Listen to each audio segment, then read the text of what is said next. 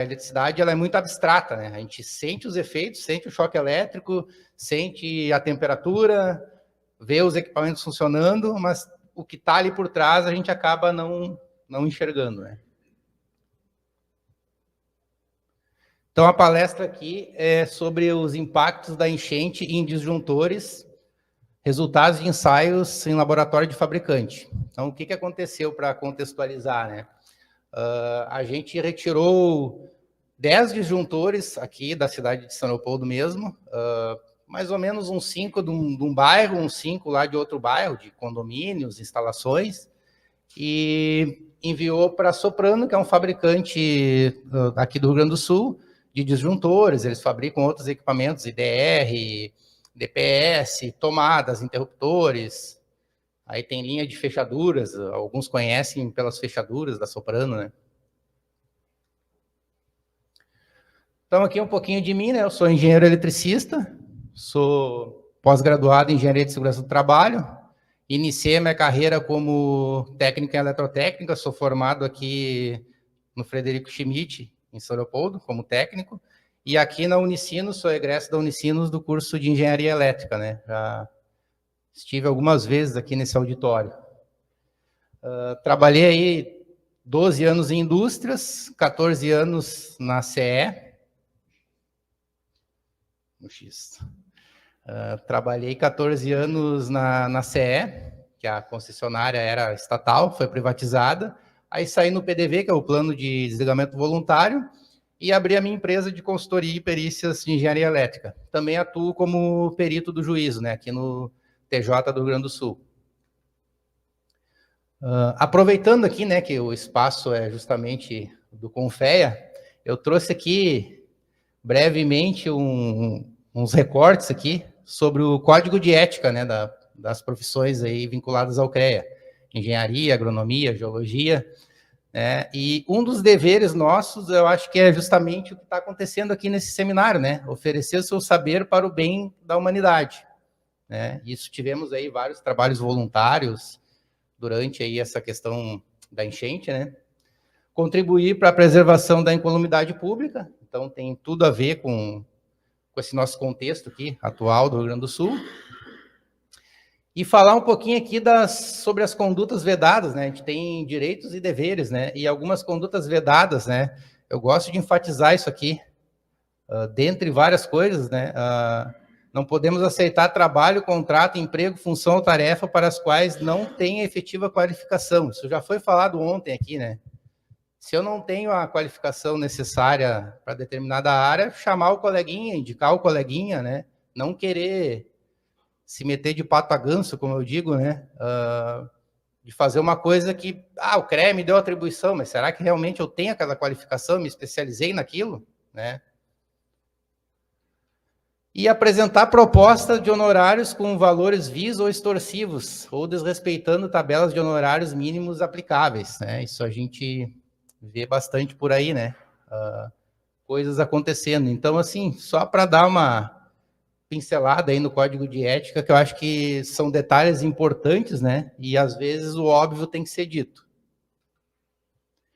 Então, entrando aqui já no contexto dos problemas aí relacionados à enchente, para chegar lá nos ensaios dos disjuntores propriamente ditos, aqui a gente tem algumas entradas de energia. Talvez quem está aqui na sala não vai enxergar muito bem por causa da luminosidade, mas aqui tem bastante barro, ó, nesse padrão de entrada aqui. Isso aqui é uma residência aqui de São Leopoldo, essa foto é do mesmo local. O que aconteceu aqui?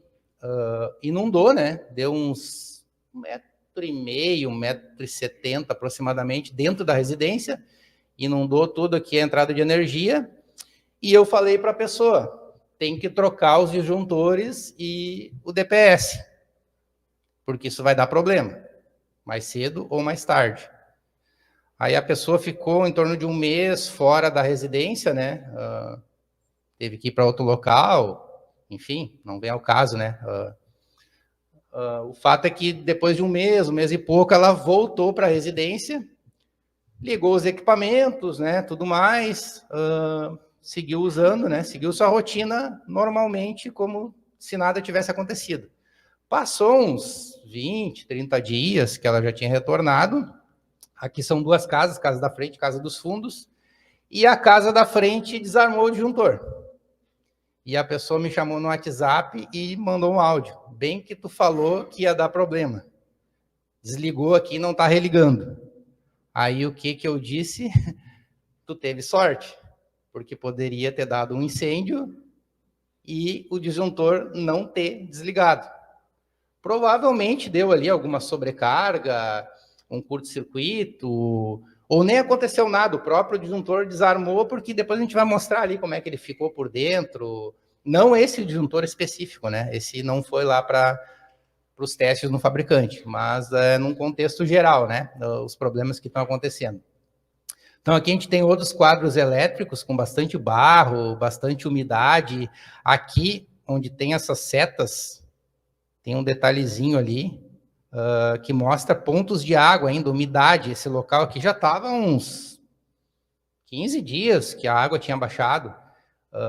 Inclusive, isso aqui é um asilo que eu fui convidado, inclusive, por um professor aqui da Unicinos, professor Paulo, que foi meu orientador, inclusive, no TCC. E ele me disse, estão chamando num asilo, aí, num lar de idosos, aqui na feitoria, e, tu quer ir lá comigo para a gente dar uma mão lá para o pessoal, ver o que dá para fazer. Então, a gente desmontou vários quadros lá, tinha mais de um quadro de disjuntores, abriu algumas tomadas, verificou vários sistemas lá, inclusive eles tinham um sistema solar, que ontem foi assunto aqui da palestra, e justamente eles chamaram a empresa que instalou o sistema para irem lá e desconectar. Então, isso é uma coisa que tem que ficar claro. Inclusive, essa questão da solar foi o que motivou eu começar a fazer vídeos e divulgar sobre o assunto. Rolou um áudio no WhatsApp, aí, nos grupos, talvez alguém daqui tenha recebido. Era uma pessoa que não se identificou, dizendo, pessoal, agora abriu o sol aqui e tal, tá calor, tem sol a pino e o sistema está gerando, onde tiver sistema, o pessoal tem que cuidar porque é perigoso. Ok? Errado não estava. Mas aí as pessoas começaram a me mandar no privado e me marcar nos grupos e perguntar se procedia a informação. O que acontece? O sistema fotovoltaico, se tiver nublado, se tiver chovendo, se tiver frio, ele também gera. E quanto mais frio tiver e mais nublado tiver, as tensões geradas são maiores. Então, é mais perigoso do ponto de vista de um choque elétrico ou de um arco voltaico, alguma coisa, quando não tem o sol a pino do que quando tem, exceto se for à noite, né? Aí, a princípio, não é para estar gerando nada. Então, tem essas questões, que às vezes é um áudio no WhatsApp, é um vídeo, é não sei o quê, e daqui a pouco o pessoal já não sabia mais o que era verdade, o que não era, o que era fake news, porque andou rolando um monte de... Nem vou entrar nesse mérito, né? Andou rolando um monte de fake news aí, né? Notícias falsas nos grupos, né?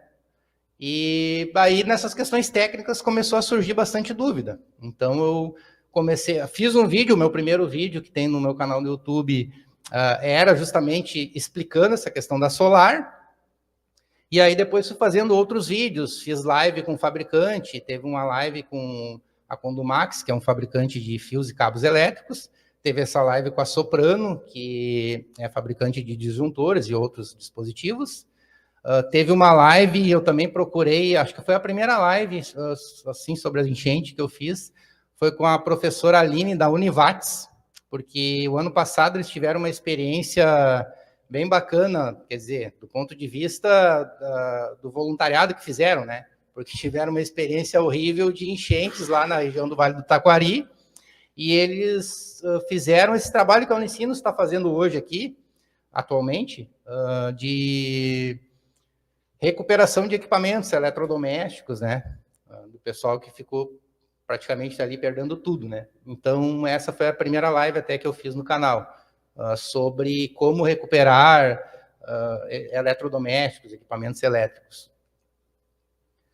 Então, aqui, continuando nos quadros elétricos, a gente tem aqui alguns curtos-circuitos, alguns problemas que foram dando aí, em relação a essa questão da umidade, né? Da água, da imersão propriamente dita. Depois eu vou falar aqui dos IPs dos equipamentos, mas só adiantando, disjuntores não foram feitos para trabalhar com água, muito menos submersos, né, ou com imersão. Então, qual é a função dos disjuntores, né? Para quem não sabe, né, ou para quem tem alguma dúvida, ou até para reforçar os conceitos, o disjuntor, a função dele é proteger o fio, o cabo. Eu até trouxe um disjuntor aqui, que está com o seu cabo.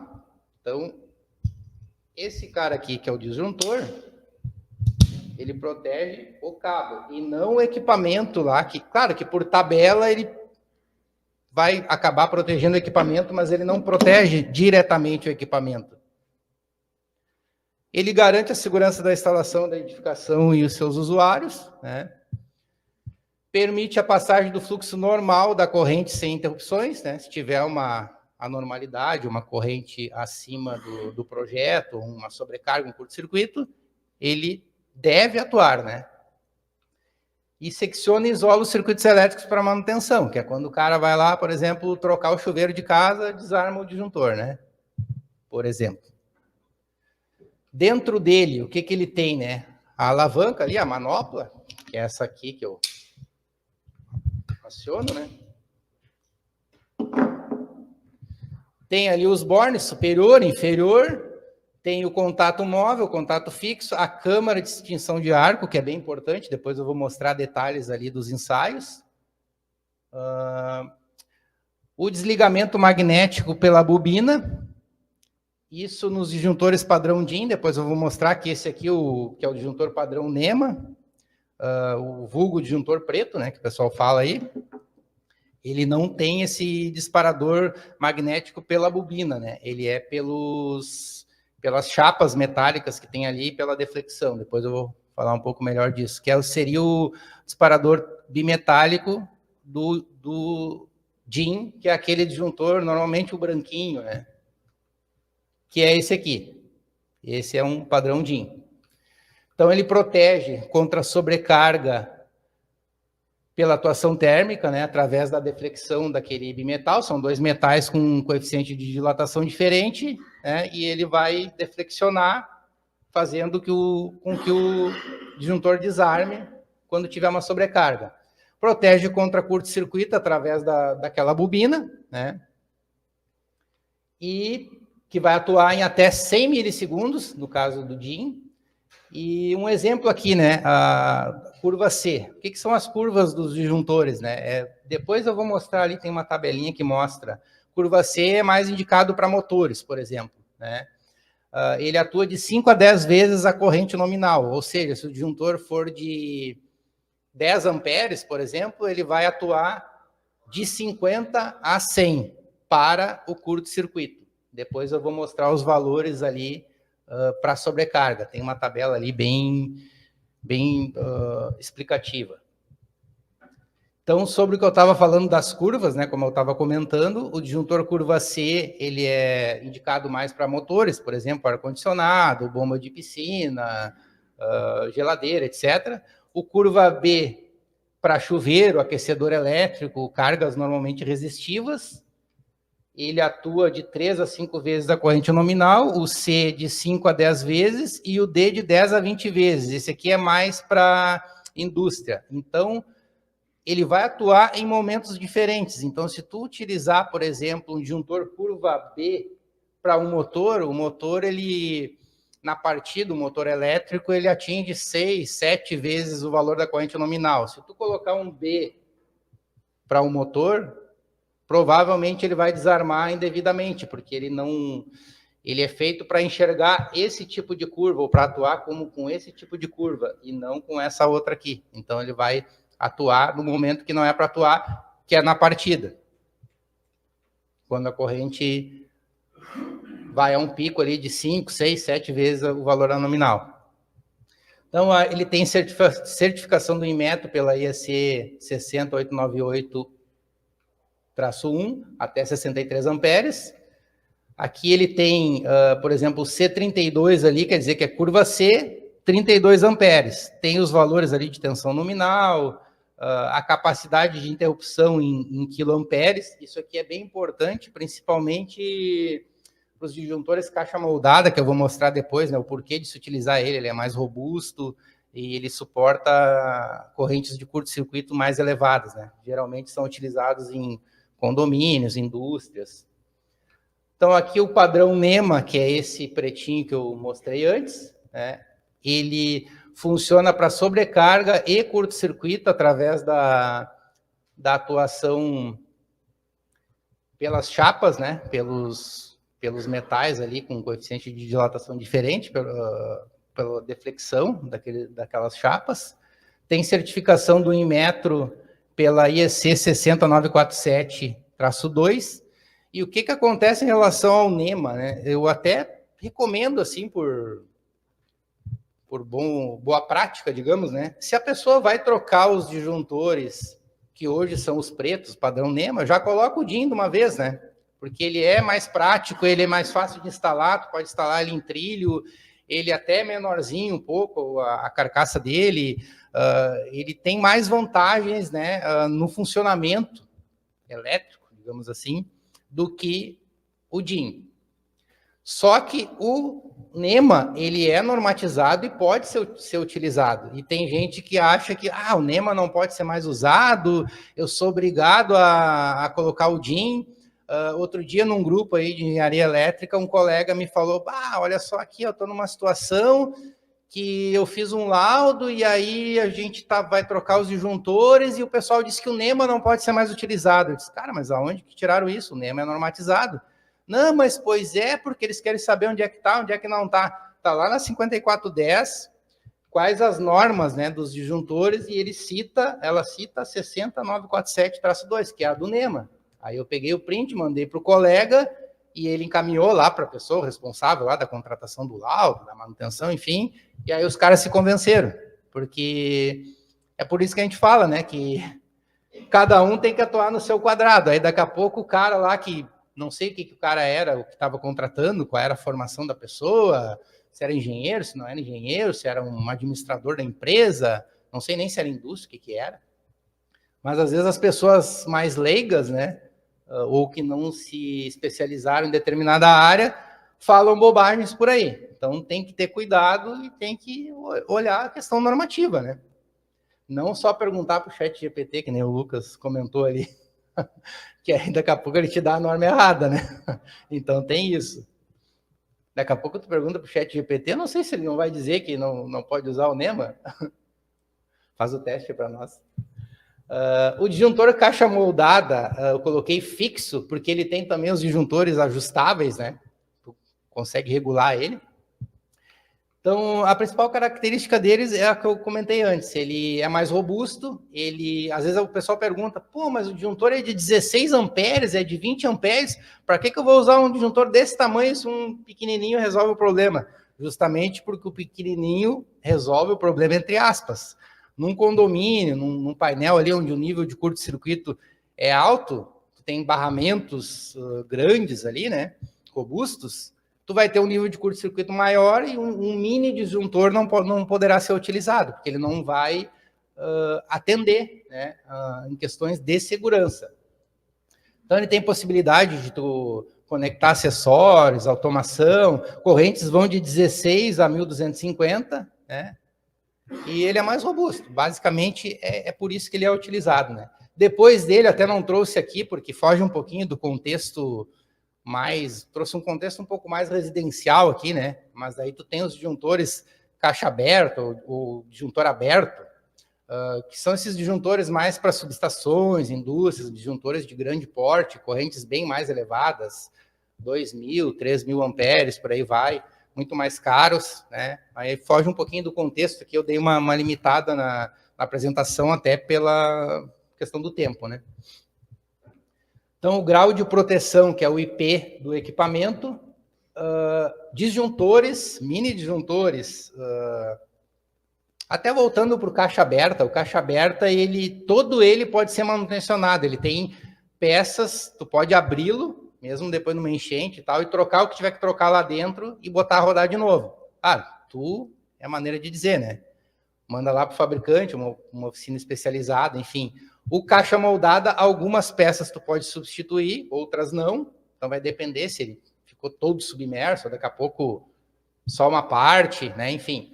E o mini disjuntor, ele é IP20, né, onde o segundo dígito aqui, o primeiro dígito é para corpos sólidos, né, e o segundo dígito é para o numeral ali, é para proteção contra a água. A gente pode ver que ele é 0, ou seja, nem respingo, nem jato d'água, nem muito menos inundação, submersão, né? Assim como as tomadas comuns residenciais, interruptores, DPS, que é o dispositivo de proteção contra surtos, o IDR, né, que é para proteção contra correntes de fuga, choque elétrico, tudo IP20. Então, esses 10 disjuntores aqui foram levados para o laboratório, né? Mandei lá para o laboratório da Soprano. Eu ocultei aqui os nomes dos fabricantes, né? Porque não interessa se é A, B ou C, qualquer marca iria dar problema, né? Mas para evitar que alguém diga que tu tá dizendo que os disjuntores da marca X dão problema, né? Então teve alguns disjuntores trifásicos, aqui tem 2 NEMA, tem uns outros DINs aqui, disjuntor padrão DIN, de várias capacidades de corrente. Ele tinha de 40, 63 amperes, acho que 25, curva B, curva C, foi meio surtido, assim. Então, como que foi esse ensaio? Agora chegamos aqui no ensaio. A temperatura ambiente foi medida ali, né? Estava em torno de 30 graus, teve um monitoramento computadorizado, uma análise extra por termovisor, foi falado aqui, acho que ontem, hoje, sobre a termografia, né? Então, aqui estão os disjuntores na bancada, tinha 1, 2, 3 aqui antes, né? Que não apareceu na imagem, mas são 10, né? Foi injetado corrente conforme os padrões normativos, que vai ser apresentado numa tabela ali depois. Foi feito todo esse monitoramento aqui, dá para ver aqui disjuntores ali em vermelho que foi reprovado, os valores de corrente, os tempos, tudo mais, que isso vai estar tabelado depois. Aqui é só para dar uma contextualizada de como que foi os testes, como que foram os testes. Então, o que a gente tem aqui? Primeiramente, enfatizar que todos os disjuntores foram reprovados, os 10. A amostragem foi pequena, né, obviamente, mas é o que a gente tem. Procurei na literatura, procurei em literatura internacional, procurei artigos, conversei com fabricantes, etc. Existem ensaios, existem trabalhos com disjuntores? Existem, né? Para disjuntores de subestações, disjuntores, outros tipos de disjuntores, indústria e tal, mas em situações diferentes, né? Não em situações de enchente. Pelo menos eu não achei alguém que tivesse pego disjuntores que foram inundados por uma enchente e fez ensaios e apresentou os resultados. Então, a princípio, até que alguém me mostre outro trabalho desses, a princípio foi um trabalho inédito. Então, assim, o que aconteceu aqui? A amostra aqui é cada disjuntor, né? Um de 32, a amostra 1 do de 40, tinha uma segunda amostra de 40, e assim sucessivamente. Depois aqui os NEMAs está separado, porque a outra norma são outros valores. O que tem que acontecer com o NEMA? Ele só começa a atuar a partir de 1,13 vezes a corrente nominal. Digamos que fosse um NEMA de 100 amperes. Antes de 113 amperes, ele não pode atuar em menos de 1 hora. Só acima de 3.600 segundos. Mas é muito, então quer dizer que se tiver uma sobrecarga lá, não sei o que, ele só vai atuar daqui a 1 hora? Sim, é o que a norma manda. Mas se ele atuar antes, melhor, mas não poderia, não deveria. Né? Então, aqui teve alguns que atuaram antes e, claro, que é melhor ele ter atuado antes do que não atuar, como foi o caso lá daquele exemplo que eu falei daquela residência que a pessoa não trocou e ele acabou desarmando e não rearmou mais, né? Mas poderia não ter desarmado, poderia ter dado um incêndio. Então, ele foi reprovado nesse primeiro teste porque essas duas amostras atuaram antes dos 3.600 segundos. Aí, para 1,45 vezes a corrente nominal, ele tem que atuar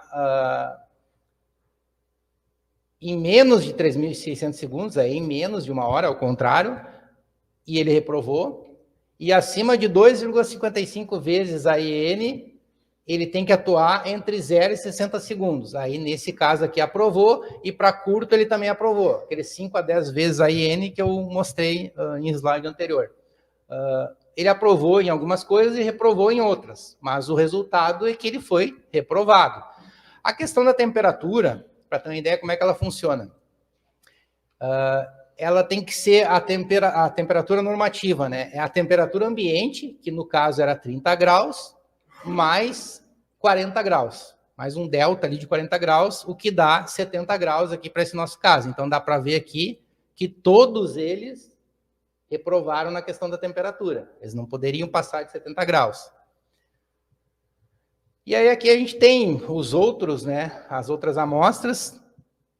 Essas aprovaram para esse caso aqui do 1,13 vezes a IN em até uma hora, acima de uma hora, né? Aprovaram aqui para 1,45 IN em menos de uma hora. Esse reprovou nos 2,55. Esse reprovou aqui também no curto. Aí tu olha, mas aprovou aqui num monte de coisa, não sei o que, mas não aprovou na temperatura. Então, ele está reprovado.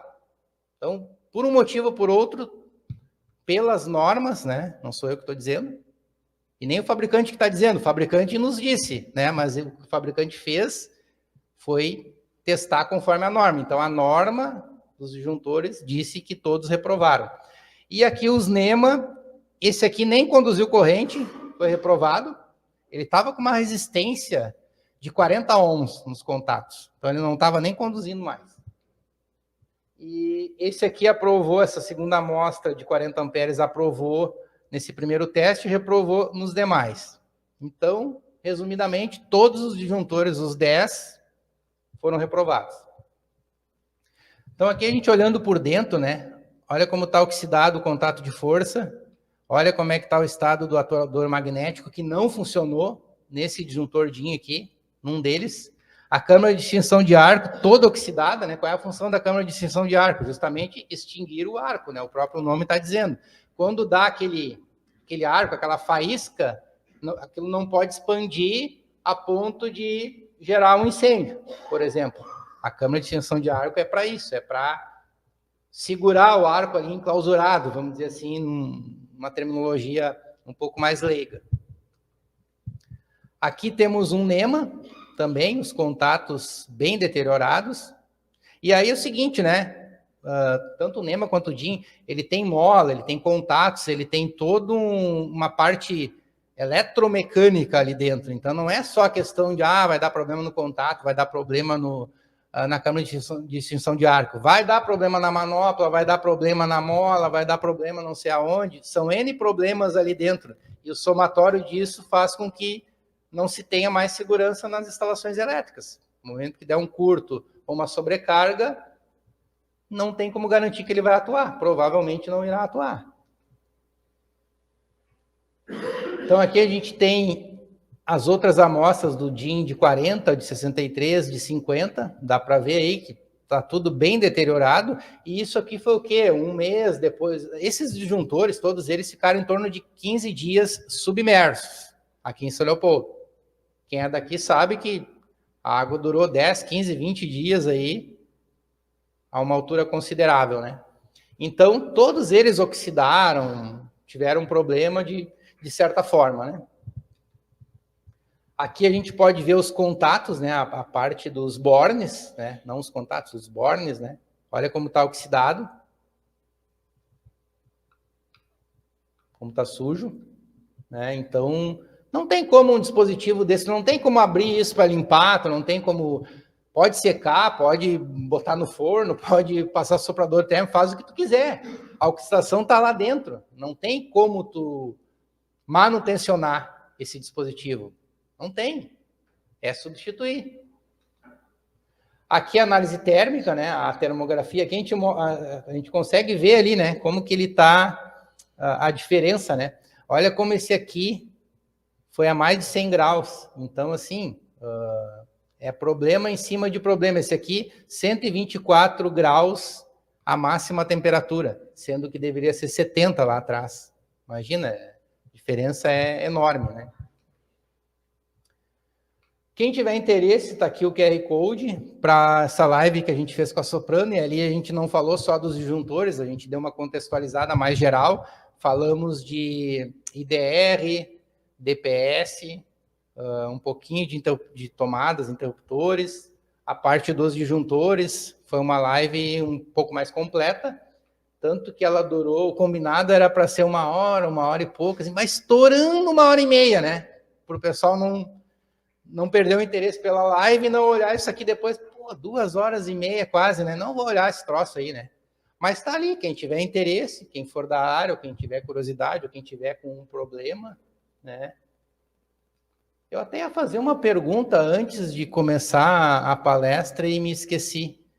Quem aqui teve a sua casa ou o seu local de trabalho inundado a ponto de atingir ali os disjuntores, ou seja, lá no padrão de entrada ou no quadro de disjuntores de dentro? Alguém?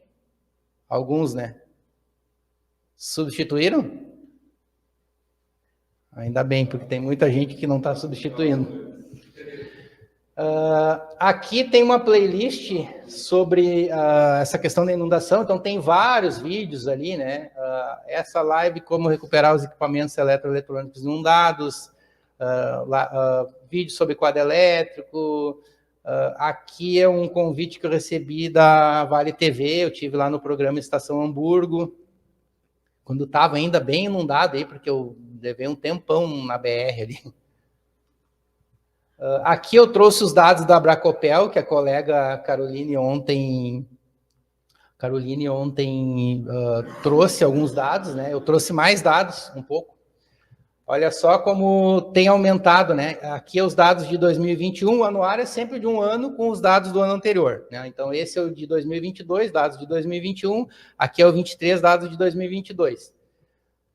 Incêndios por sobrecarga e curto-circuito passaram de 637 para 874. Mortes de 47 para 55. Então, a gente já estava com 874 em 2022. 2023, a gente já passou para 963 e aumentou o número de mortes. Quem tiver interesse em acessar o anuário completo, ali tem todos os dados estatísticos. A Abracopel é a Associação Brasileira de Conscientização para os Perigos da Eletricidade. Então, está aqui o QR Code lá para a página da Abracopel, pode baixar o anuário. Assim como a colega Caroline falou ontem, infelizmente eu tenho a mesma certeza, até eu poderia dizer, porque já está aumentando, eu vou mostrar no outro slide ali, está aumentando o número de casos de incêndios, choque elétrico, inclusive nesse lar de idosos que eu tive, a pessoa me relatou lá, o responsável, que uma senhora foi fazer limpeza e tomou um choque na parede. Tem vários relatos por aí, talvez alguém daqui já tenha ouvido algum relato. E está acontecendo incêndio, vai acontecer, já tinha uma crescente, né, pelos dados que a Abracopel mostra, e são dados que estão abaixo da realidade, porque esses dados são dados de notícias, o que é noticiado, e muita coisa não sai na notícia, então não está nos dados. Então, não sei o quanto mais mas sabe-se que esses dados aqui estão subdimensionados. É mais que isso. O quanto, eu não sei. Aqui tem uma notícia recente, aqui, ó, publicado dia 18 agora, do 8, que aumentou o número de incêndios por curto-circuito em 200% desde as enchentes em Canoas. Tá aí, ó. Foram 16 casos contra 5 durante todo o ano passado. Eu não sei bem ali qual período eles compararam com qual, mas aí teria que ver a notícia em detalhes. Está aqui o link da reportagem, o QR Code, quem tiver interesse também em assistir depois. Deixar um recado final aqui, né, que a eletricidade é invisível e pode matar. É só um lembrete, né? O óbvio tem que ser dito, Eu, como engenheiro eletricista e também de segurança do trabalho, é minha obrigação alertar as pessoas. A gente tenta martelar em cima e muitas vezes não nos ouvem, né? Síndicos deixam de me contratar, por exemplo, para fazer uma inspeção da instalação elétrica, depois tem que me chamar porque deu incêndio. E proprietários de outros tipos de edificação. Eu tenho feito algumas perícias de incêndio por aí. E, infelizmente, não é muito com o que eu gostaria de trabalhar, mas a gente tem que dançar conforme a música, né? Eu prefiro que me chamem para prevenção. Mas se não querem, né? O médico também indica para o paciente prevenir, mas o médico também tem que atender depois que ele está doente, porque não se cuidou. Enfim, agradeço a atenção de todos e fica aí o QR Code para o meu contato aí. Quem quiser trocar uma ideia, estamos aí. Obrigado.